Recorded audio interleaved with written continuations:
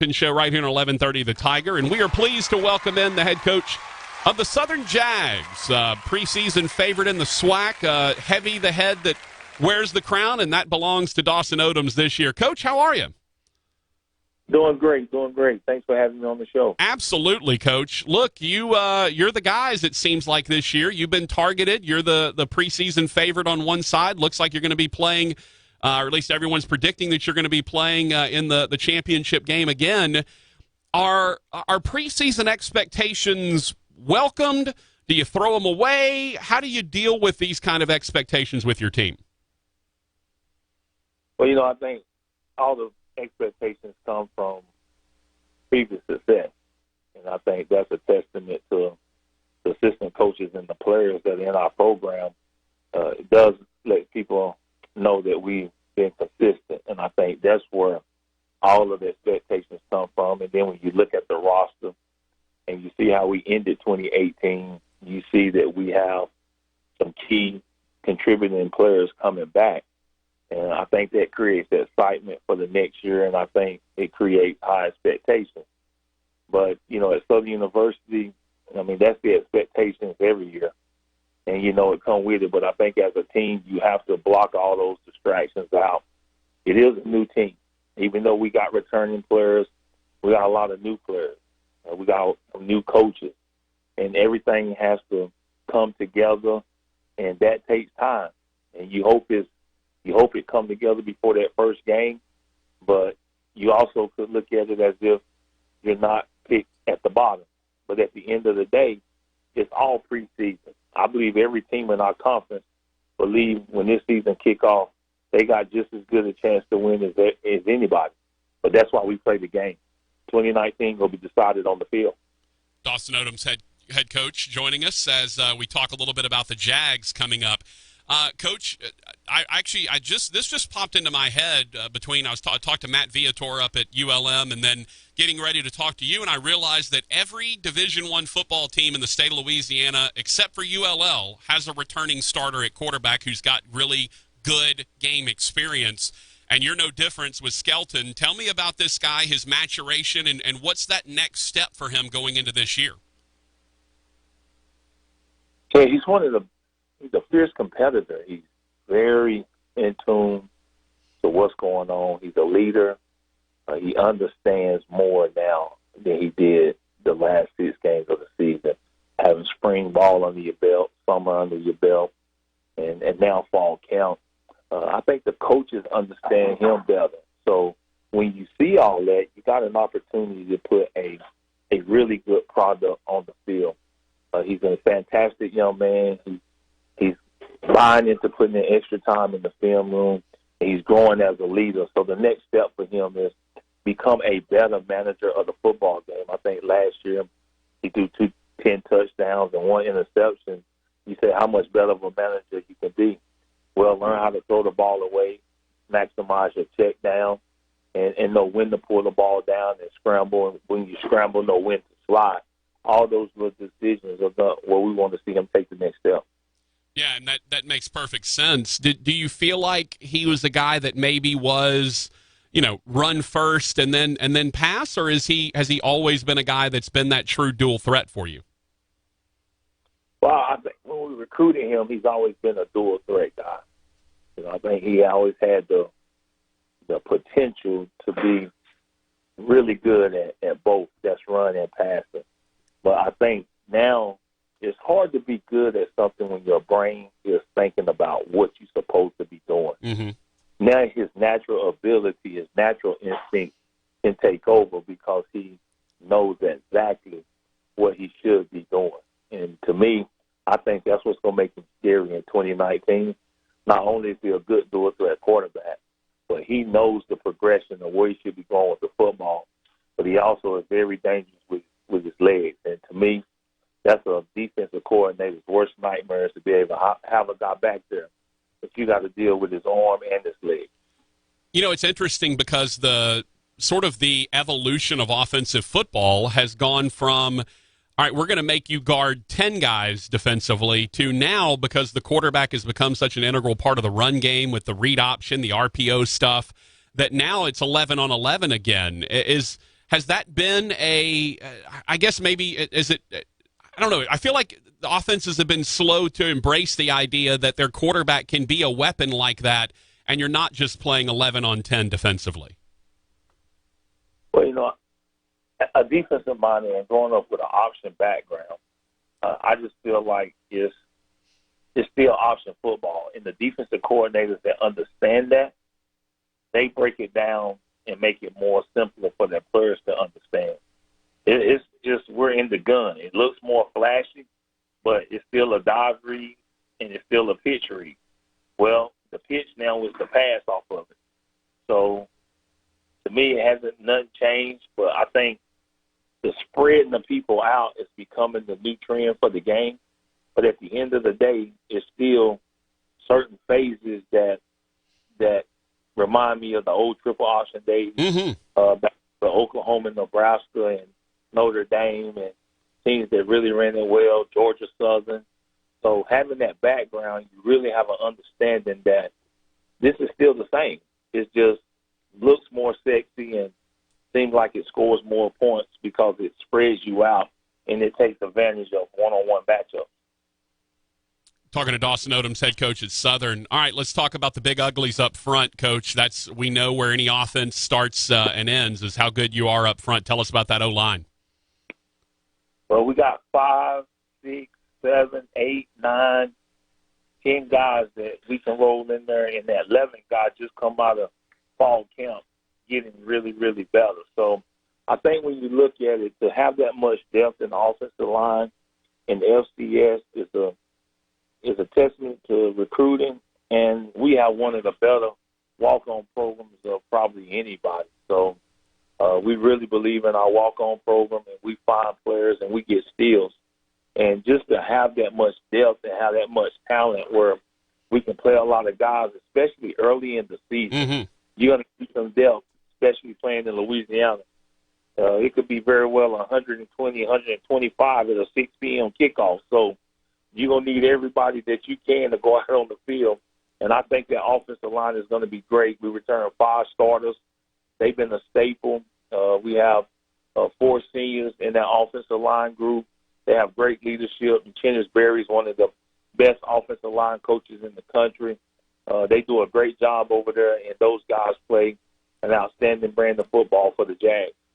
Coach, when you look at especially at the FCS level, the new red shirt rule, the ability to play 4 games but still not lose a year of eligibility, how key has that been? And have you seen that be something that you're really able to take advantage of? I know at Northwestern State, where I call games, they took advantage of it. It seems like this is one of the most well-received rules changes we've seen in a while.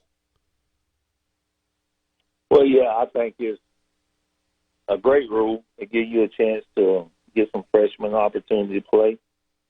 And the thing is, any 4 games. So you don't necessarily have to do the first 4, the last 4, the middle 4. They don't have to be consecutive. It's just, I think it gives you a chance to develop some guys. And, we have what we call development practices throughout, especially during our bye weeks, where we really give those guys a chance to focus on our base. They get a chance to work with special teams. So we really try to use our guys really late in the season if we can. That's when injuries usually happen.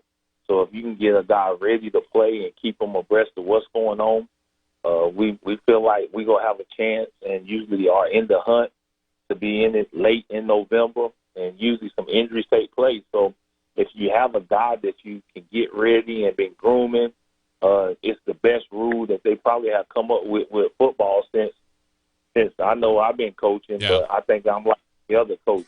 We take full advantage of it. No, and you should. It's a great rule and a great way. And as you mentioned, you're 11 deep on the offensive line. Well, the last 3 or 4 of those guys, you may be able to get them good, valuable playing experience, but they might not lose a year, and that's great. That's an absolutely wonderful thing to have happen. All right, Coach, let's talk about skill guys. Who are the big guys that we're looking to flash offensively for the Jags? Well, that's where a lot of our talent lies, is in that skill position. Receiving core, you have Hunter Register, you have Jamar Washington, Cameron Mackey, those are three returning players that are really, really good. Jamar and Cameron have been starting since they were freshmen. And Hunter Register transferred in, and to see those guys take the bull by the horn and become great leaders in that room. And we've done a good job recruiting. We got some other guys that we got 2 weeks to keep developing and try to get those guys better. But I think it's a really good room in the receiver. But tight end Jeremiah Houston is another guy that's a returning starter for us. He runs like a receiver, has great hands, standing about 6'6", 255, so has great size. And everybody says, where y'all get these guys from? Well, we sell them a dream, and they buy into it. And that's one thing about recruiting freshmen.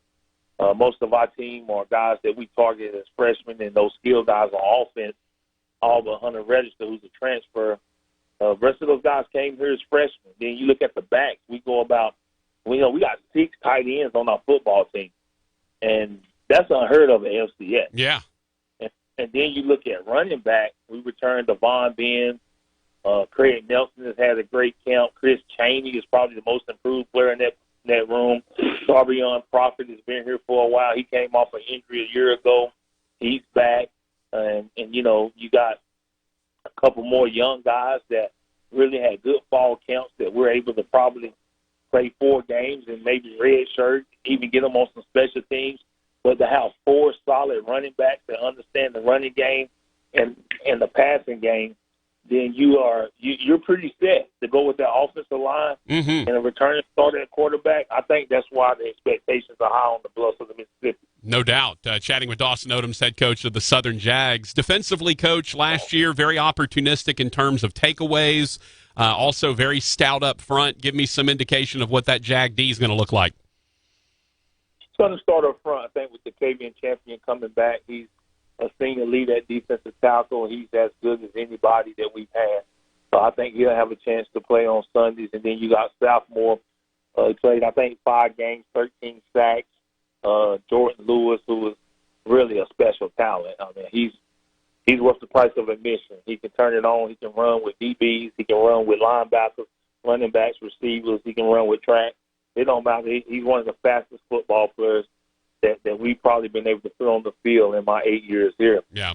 He's a game changer. Not real big. He's going to play about 210, but 6'3", 210.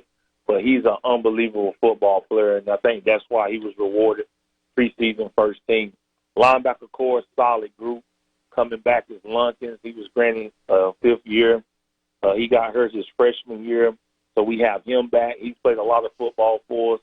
He's a might linebacker, and I tell people if you want to be good, you got to be good up the middle in that defense. And Lunkins is one of the better linebackers in this conference. Got something to prove because he was not selected preseason, but I think he's probably one of the better linebackers in this conference. Caleb Carter is another linebacker that's going to be really good. I say Jordan Lewis is fast and can play. Caleb Carter is just as fast. He can run sideline to sideline, and it's great to see him take the steps mentally to be a better football player. And then in that secondary, Julio Montavious Gaines is a safety that's a senior. And so right up the middle, we have 3 seniors that are going to anchor this defense, and we're going to go as they go. If they play well, we got a chance to be pretty good on defense. And then we had 2 freshmen that played at corner a year ago. They're going to probably start at corner, and we return our nickel starter. And here's the thing. We got 3 seniors up the middle, but everybody else will be back for another year. So it's a lot of guys coming back that have played for the Jags. And we're excited where we are as a program. We've done a really good job in recruiting, but defensively we got a lot of depth on the D-line. We'll play about 12 guys, and at linebacker we'll play about 6, and in the secondary we're 3 deep. So it ought to be good. We can stay healthy, and the ball can bounce our way a little bit. We got a chance to be really good as a football team, and hopefully we get the season started out the right way. Speaking of starting off the season, Coach, 2 road games, non-conference games at McNeese. That ought to be a hell of an atmosphere in the hole in Lake Charles. And then at Memphis, a group of 5 team that traditionally has been pretty good. What do you think you'll know about your team after week 2? I don't know what we'll know because I was just speaking a few minutes ago that I think our first 4 games we'll know. I think the first 2 is the first game is a great challenge for us. It's a non-conference game, in-state game, Southland versus SWAC. So, it ought to be a great atmosphere. Oh, yeah. So, but it's the first game of the season. You don't know how that ball go bounce in that first game.